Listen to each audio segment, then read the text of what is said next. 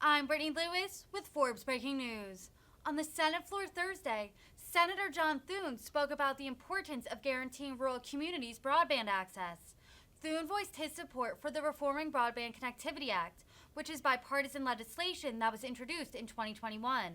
The minority whip vowed that he is, quote, committed to ensuring that the full benefits of next-generation technologies make their way to rural communities. Listen in for more from the South Dakota lawmaker. I'd like to take a brief moment to wish the United States Army a happy 247th birthday.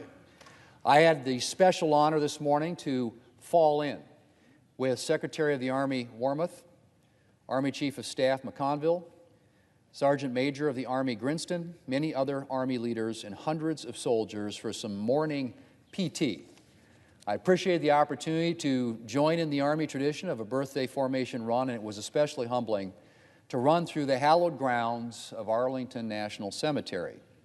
Anytime you are in Arlington or any national cemetery in the States, like the Black Hills National Cemetery in South Dakota, or overseas, like the Normandy American Cemetery, you are reminded of the sacrifice and legacy of our nation's warfighters. Every name and pair of dates on a headstone tells a unique story of selfless service to our nation. And in running over the hills and around the turns this morning, you get a better sense of the magnitude of the more than 400,000 Americans who are honored at Arlington and the collective sacrifice of all of America's heroes. Today, the United States Army proudly carries on the heritage and legacy established on June 14, 1775. Our soldiers and all our men and women in uniform stand guard around the world to protect our freedoms. And they make any adversary think twice about threatening them, as the U.S. Army has done for the past 247 years. Thank you for all of your service to our country, your professionalism and determination, and thank you for including me today. Happy birthday to the United States Army. Mr. President, as a long-time member and former chairman of the Senate Commerce Committee and as a resident of a rural state, I have long been focused on expanding rural broadband access and ensuring that the benefits of the next wave of mobile broadband, 5G, are fully realized in rural communities. Expanding rural broadband access has been embraced by members on both sides of the aisle, and Congress has appropriated billions of dollars in recent years to ensure that rural communities are able to access fixed broadband. And it is encouraging to see members on both sides of the aisle supporting this goal. But there are problems. While, as I said, Congress has appropriated billions of dollars toward this goal, the federal government lacks an overarching broadband strategy. As a recent Government Accountability Office report highlighted, rural broadband funding is spread out over 15 separate agencies and more than 130 separate programs in our government. That doesn't exactly make for outstanding efficiency or coordination. What it does make for is wasted taxpayer dollars and slower progress in ensuring that our rural communities have access to broadband. Last week, the Senate Commerce Committee's Communications Subcommittee, of which I serve as ranking member, held an oversight hearing on one of the leading agencies charged with expanding rural broadband access and promoting wireless access, the National Telecommunications and Information Administration, or acronym is NTIA. I appreciated Assistant Secretary Davidson coming to testify before the committee. Last year, Congress passed the Infrastructure Investment and Jobs Act, which provided billions of dollars to NTIA to deploy broadband services to unserved areas throughout the United States. At the time the bill was debated, I raised a number of concerns about NTIA's ability to effectively and efficiently manage such substantial funding, given NTIA's past history on expanding rural broadband services. The last time Congress provided NTIA with broadband funding, a fraction, I might add, of the funding it's now responsible for, the agency struggled with implementation and ended up overbuilding existing broadband networks, resulting in billions of taxpayer dollars being spent with little to show. And I have to say, Mr. President, I've not seen a lot to convince me that NTIA will do a better job this time around.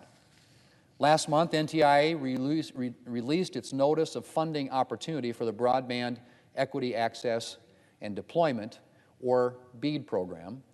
The notice contains a number of troubling components. To begin with, I am concerned that NTIA is planning to base its funding allocations on maps that don't accurately reflect which areas of the country are unserved.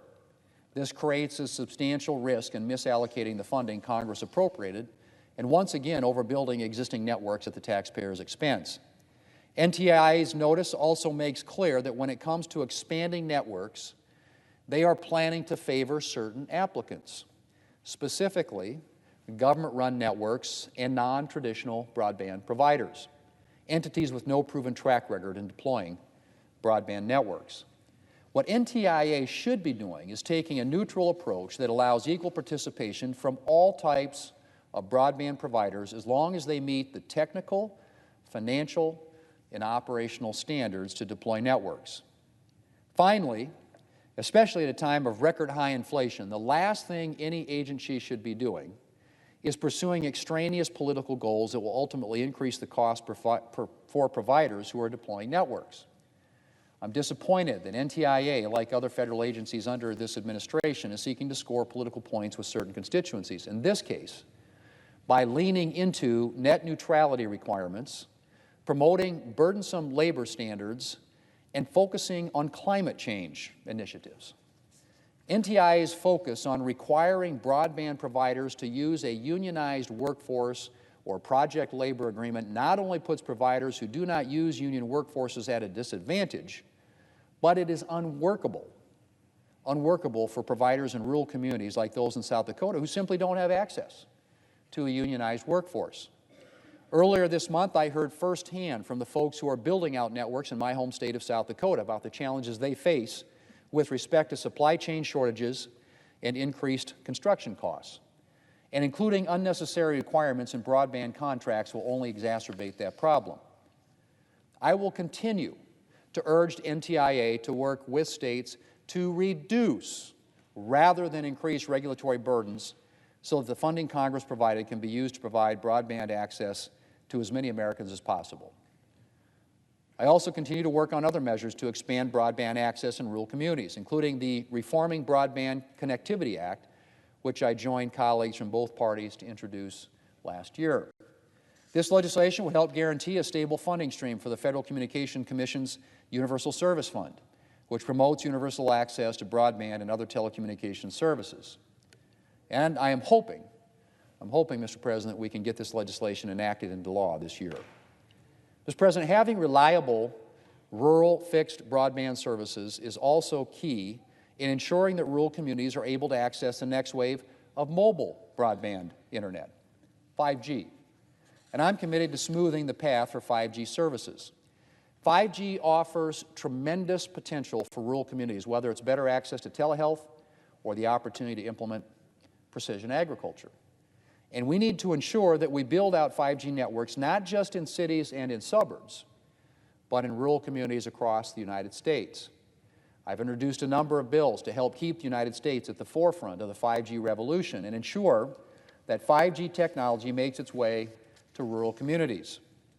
My Streamline Act, for example, would expedite the deployment of the small cells that are needed for 5G installation while respecting the role of state and local governments in making deployment decisions.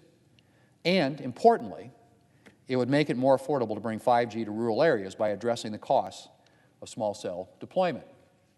On the spectrum side of the equation, this year I introduced the Spectrum Innovation Act along with Communications Subcommittee Chair Senator Lujan to free up additional mid-band spectrum for 5G deployment, an action that will simultaneously improve 5G coverage and bring in revenue for deficit reduction.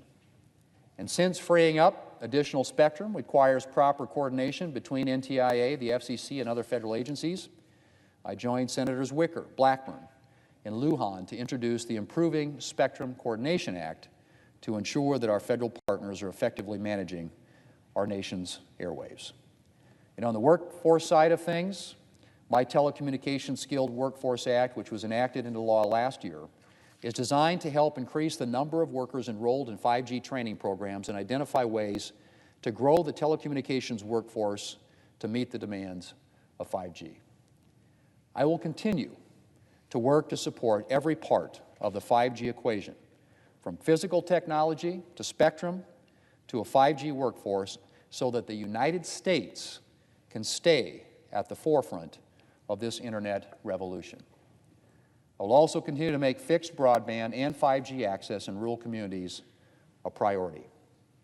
Mr. President, too often, rural areas like those in my home state of South Dakota have lagged behind when it comes to getting the most modern internet technology. And I am committed to ensuring that the full benefits of next-generation technologies make their way to rural communities. Mr. President, I yield the floor.